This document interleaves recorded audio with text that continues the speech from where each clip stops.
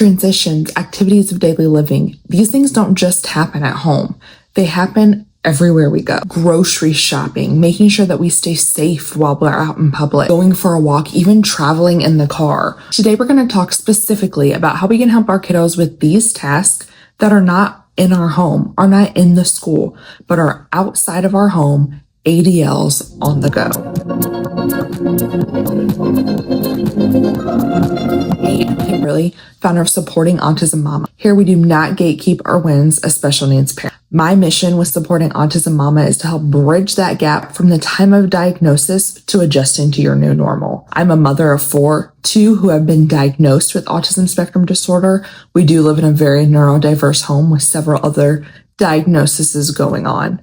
In the time that I have been doing this with my children, I've learned a lot of things along the way, and I want to share those wins with you because it's something that's just not talked about. We hear from therapists, we hear from teachers, we hear from all these professionals, but mom to mom, I want to share with you my wins. Today, in the month of July, we're talking specifically about ADLs and how we can help our kiddos improve those activities of daily living. So far in the month of July, we've talked about what ADLs are and how we can implement different things into our home to help improve these things in our children. We met with the founder of the Weighted Cape and talked to him all about how to make haircuts a sensory-friendly experience, something that our kiddos constantly are struggling with. And today we're going to talk about ADLs on the go. ADLs don't just happen in our home. They happen outside of our home. They happen in the car. They happen at the grocery store. And so today we're going to specifically talk about how we can overcome some of those hardships. ADLs on the go are actually harder. In our home, we have a sensory room. We have visual schedules literally in every room of the house. I have different systems set up in each room of the house to help prepare my children to be able to one day advocate for themselves, but they're not quite there yet. I have these systems set up into place to just help them function at the best level they possibly can. When we leave our home, those systems are gone. We don't have those systems. We're thrown out into the real world, even if it's just a trip to the grocery store. ADLs on the go is actually the hardest part. My 7-year-old is nonverbal and he's also a runner. And we constantly have to have 2 hands on him at all times. For a long time, we had to be very intentional about the time that we spent outside, very intentional about where we went, who we went to see. When I went into a room, the first thing I did was scan the room and figure out how many exits are in the building and where they're located at. When we went to the park, how many gates are there? How many ways are there that my kid can get out of this environment? Because if he can, he will. And that's something that we had to just learn to adapt to over the years. But over a year's time, we can now take walks to the park and Max puts his hand on the stroller and can walk alongside me. If I get him out in Walmart, depending on the day, the sensory overload, what has happened the rest of the day, 1 out of 10 times now, he can get out of the cart and he can put his hand on the cart and he can walk with me. And that's because we've been very intentional about the way that we approach activities of daily living outside of our home. There's a few different ways about how we're very intentional about how we prep for this activity. One way is my sensory go bag. If you follow me over on Instagram, I talked a lot about this. We actually just launched our sensory go bag over at Supporting Autism Mama. I'll put that down in the comments below if you want to grab your own Supporting Autism Mama merch and help support me and my family. But this sensory go bag is something that I've had for years. I just now slapped my logo on this bag that I do really. This is not always the bag that I've used. A sensory go bag is literally any bag you have in your house.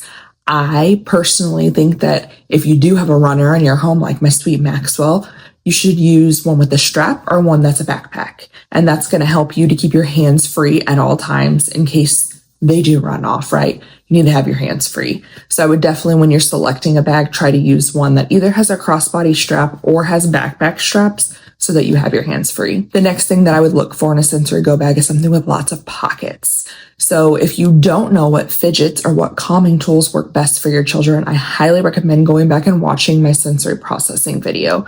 This video is going to help you take a deep dive into your child and what your child specifically needs related to sensory processing, related to their specific sensory input. If you have been following along for a little bit, you know I have a sensory processing journal. This just is a $5 guide that lets you walk through. It's going to help you learn about the 7 different sensory inputs, then observe your child and figure out what tools they need and what things that might benefit them in your home. And that once you go through that and understand all of the sensory input that your specific child needs, because sensory processing is not one size fits all, it's very unique. Once you understand all of that, you're going to be able to build a sensory go bag for them. In our sensory go bag, I always make sure to keep our noise canceling headphones. My 8-year-old has also been diagnosed with autism spectrum disorder, and he is very sensitive to loud sounds. I mean, I'm talking like he wears them when we go outside because the flies in Missouri are ridiculous. As soon as the bees and the bugs and everything starts to come out in the spring, he wears his headphones when we go outside because that sound is just very overwhelming for him. My sensory go bag, his headphones fit nicely in this little pocket. One of the reasons why I picked it. His noise canceling headphones are something that I always take with us. So we have, if the store gets too loud, to prevent a meltdown, I have that tool ready to go in my bag. For my sweet Maxwell, I have things like a Chewy and a couple fidgets. Maxwell is an oral motor seeker, meaning he puts everything into his mouth, especially when he gets overwhelmed. You'll see him chewing on anything he can get his hands on. And because I don't want him chewing on the Walmart cart or chewing on rocks or sticks or whatever if we're at the park, I bring a Chewy with us so that he can use that. It's something familiar with him. It's something comfortable with him. It's the same one we always have, and it helps him to calm down, meet those sensory needs, and be able to regulate accordingly in a very overstimulating world. They also keep their safe foods in the backpack. We have a whole snack container that actually fits in this bag. Any backpack that I've chosen in the past, this just allows me to keep their safe foods, again, ready to go. When they get overwhelmed, that's something familiar that they can run to with those safe foods. And if you don't know what safe foods are just foods that you constantly see your child running towards. These are something, again, that's familiar that they can predict, and it's not going to be overwhelming when they go to take part of it. Also think any drinks, any communication devices. If they have an AAC device, I would absolutely put that in my sensory go bag, and any other sensory tools or any other equipment that is going to help to regulate them. It doesn't have to say sensory on it in order to be a sensory tool for your child. My 8-year-old, when he was 2 and 3 years old, his favorite fidget was a calculator, one of those large calculators. He loved numbers. He loved learning about them. He loved visually looking at them. And so for him, a fidget, a Chewy, none of those things worked, but a calculator was his sensory tool. So think about your child, what your child needs. This is a sensory go bag for your child to help them regulate out in public. Whatever tools is going to help meet those goals, that's what needs to go in your sensory go bag. And if you're still having a hard time coming up with a list, I will link below a free guide that I just have available. It's like a 4-page guide. It just has a quick checklist of things that you could check off and things to put in your sensory go bag if you're having a hard time just coming up with a process. Also has a little area for parents, like a prep before you go, just to remind you, hey, you're doing enough. Leaving the house is enough. Even if you don't make it through the whole event, if you made it out of the house, sometimes that's all that both of you can handle, and that's okay. My last tip before we get into some specific different types of ADLs that happen out in public are to go ahead of time and familiarize them with the surroundings. If you're going to a new store, sometimes you can just drive by the store or sit in the parking lot of the store and say, hey, we're going to go here tomorrow. If you're going to a birthday party or a new park, these are all things that I highly recommend so that your child becomes familiar with that. So they become familiar with the setting. And then also you as a parent, if you go into that building and you recognize, hey, the lights in here are really bright, the sounds in here are very overwhelming. Those are different things that you can take into account so you know what items specifically you could pack in your sensory go bag when you're ready to go the following day. Now that we know how to prepare for a lot of these outings or ADLs on the go, 4 different ADLs that I specifically want to talk about. The first one that I really want to talk about is car safety. So I talk about this because we are still currently struggling with this. My 7-year-old is about 85 pounds. He's taller than my 8-year-old. And my 8-year-old's not small by any means either. They're like in 10 to 12-year-old clothes. They're big boys. He does not fit into a 5-point restraint car seat anymore. He has outgrown that. But he doesn't understand that that seatbelt is there to help protect him. Me and my husband both work in emergency medicine, and we have seen what happens when people do not wear their car seats in car accidents. We're both very driven to make sure that our kids wear their seatbelts in the car. I have not yet found a restraint system that works for my child, someone as large as my child, and helps him to be able to stay in the car seat. So we're constantly having to redirect. So If anyone has any restraint systems that they know of that would fit my child or someone larger than my child, please drop them below in the comments because I would love to check them out. I've not found one yet noteworthy, but as soon as I do, you know that I will share it with you. One thing that I really want to implement for him is he sits in the very back of our Explorer, and there's like a little cup holder and a little tray area right next to him on the seat. And I am going to try to put some of his favorite sensory tools in that little area, so he has something when he gets overwhelmed. Because I do notice that sometimes when he gets out of the car seat, it is because he's overwhelmed or he's super excited, either emotion. And so if he had something there to help regulate him and keep his hands busy, maybe that would be one way to help. I have heard of people trying like buckle routines where you like get in and you practice buckling and unbuckling, buckling and unbuckling. Always like to point these out. Visual timers, social stories, literal game changers for my children. I think that something that I might try to do is, again, make a visual schedule for the car specifically and just putting it on the back of the headrest that's in front of him so he can physically see it every time he gets in the car so we can prepare and predict what is going to happen. And if all else fails, my favorite item to have with any ADL is a visual timer. That's something that you can also use in the car. A visual countdown that allows them to see how much time is left before the next event. Way for them to, again, prepare and predict for what is going to happen next. The next one I want to talk about is grocery shopping or just shopping in general. Let's talk about first the lights, how bright the neon lights are in all outlets that we're going to go to, how loud the music, there's going to be other people there, how overstimulating this environment is going to be. If it's somewhere new, how unfamiliar that can be and how unpredictable grocery stores can be. Even when I walk in and walk out of a grocery store, I am two different people. I'm usually overstimulated by the time I leave the grocery store, even if I'm going by myself. So I know that this can be very overwhelming for our kiddos as well. The grocery store is a great place to take that sensory go bag so that you have those items there if you need them. You have those noise canceling headphones if it's too loud. Maybe you have a pair of sunglasses or a hat in your backpack too if the lights become too much for your kiddos. Maxwell doesn't go into a store typically without a blanket.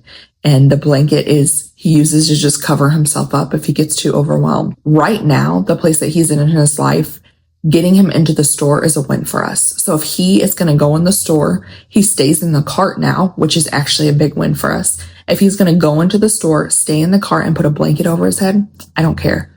We can meet this milestone and we'll move on to the next one later. My 8-year-old, however, is past that point. He stays out of the cart. He walks alongside the cart. He doesn't stray from me anymore.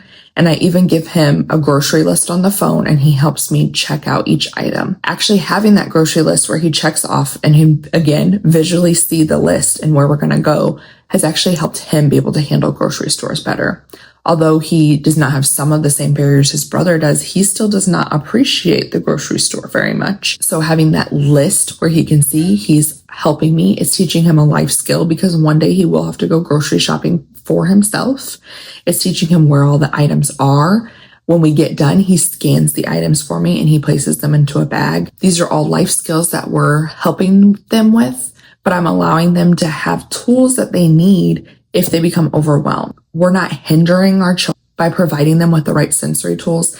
I think we're actually teaching them how to advocate for themselves, that it is a bridge to help them get from point A to point B.